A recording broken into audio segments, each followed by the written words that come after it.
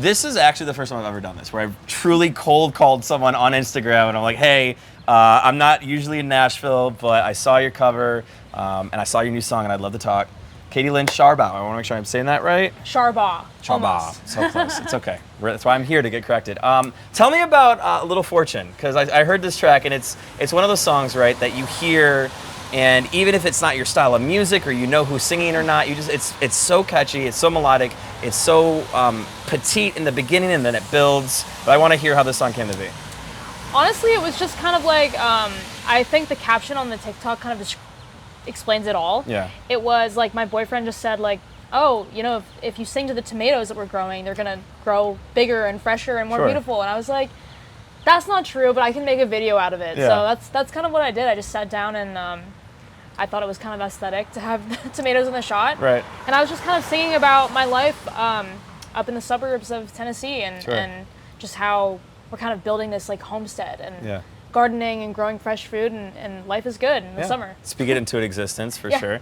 Obviously, one of the most unique things about you is not only your incredible voice, but you play viola. Yeah. And you play wall singing too, which I can't imagine is the easiest thing to do. It's super difficult. It was definitely a challenge in the beginning, but just practice, that's all it takes.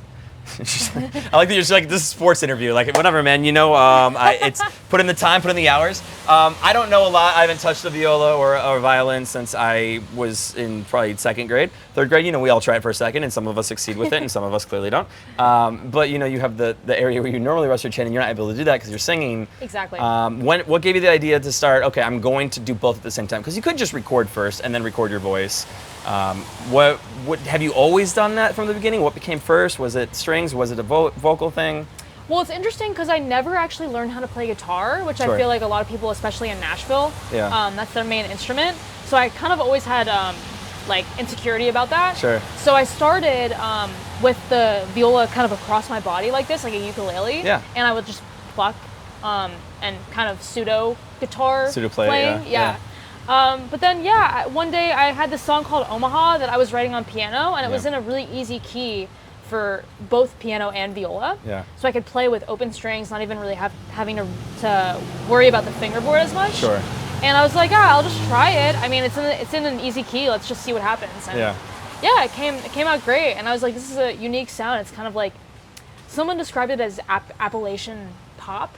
Appalachian pop folk. I could kind of see that. Yeah. Like, there's a little bit of folk, a little bit of pop. I mean, it's the staccato nature of it in general is very cool, and it's not the easiest thing to do. If you ever manage the string instrument in general, obviously if you don't hit the string a certain way, you're going to kind of get that sound. Yeah. Not me learning right now that you could play a viola like a pseudo guitar ukulele. Act 2 is out. This just got released, an EP, 4 songs. Intermission, I love. Yeah. What's coming? What's Act 3? What are we leading towards now? Usually with projects, there's something bigger on the horizon. So this project is called Upstage, and it's kind of like a musical theater theme going on.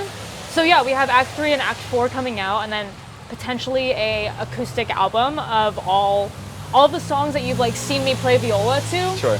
I'm going to be releasing an EP full of just acoustic versions of that. So I'm super excited. Yeah, it's kind of like a storyline just about my life, and each act has a different theme. So be on the lookout for Act 3. There you it's go. Gonna be great. Your covers are nothing to also glance over. I saw Too Sweet from Hosier. That's what caught my attention, but there's several. When you go to approach a cover, have you had one where you're like, okay, I want to play that, but that's not going to sound the right way with the viola plucking and Absolutely. My team was asking me to do like a Sabrina Carpenter cover. No espresso? It wasn't espresso. Okay. It was the other one. Which Please. Yeah, please. And I did. I pulled it off. You did do it. I saw that. It was really hard. Yeah. It was really hard. But you just gotta challenge yourself, and that's kind of what I'm big on. I've always been like perfectionist driven. Sure. Like, let's do the hardest thing possible. Yeah. And then we can work backwards from there. What I really clicked with immediately was not only the visual nature of your covers, because it's like, wow, she's doing something that you don't see a whole lot, but just again the audible staccato, the singing, the very pure tonality of your voice too. With that said, when you are listening to music, what gets your attention? What makes you stop in your track when you hear a song that you don't know who the artist is? I think the first thing I notice is melody or chords Sure. in a song. I'm super inspired by people like Stevie Wonder and like Billy Joel. people that have like complex melodic and chordal structures. Sure. And then lyrics, I kind of like, sometimes I'll go away and sit down away from an instrument and write my lyrics. Sure. So I think that comes after for me. Like if the song is catchy enough and I want to sing along, that's my main thing. Sure. Yeah. Little Fortune, you were talking about the visuals, and obviously the video lends itself to that too. When you're writing, are the visuals coming to you in real time, or is it something that sometimes one precedes the other? I'm a very visual person in general, so when I'm doing anything in the audio space, I'm immediately thinking like, oh, it could look like this, the camera could be here. Is that you, or is it no, let's get it on tracks first? Usually not. I feel like usually it's let's get it on tracks. Okay. With Little Fortune though, it was, as I was saying, the concept was like sing to the tomatoes. Sure. So I was thinking like, okay, what's summery? What's like bright sunshine? Yeah. Like, what would the tomatoes like to hear? It's kind of what I was thinking. It's not something you hear every day, but yes, Yeah. awesome. Well, I appreciate your time so much. Yeah, of course. This is very cool. Thank you for actually showing up to, and we're in 5 Points in Nashville. We're not going to talk about how I may or may not have gone to the wrong location first, and then made her wait for 25 minutes for the interview. But she's a real one, so we appreciate you. We're excited to see what's coming up next, and Yeah. Act 3 on the way. Thanks for having me. Of course.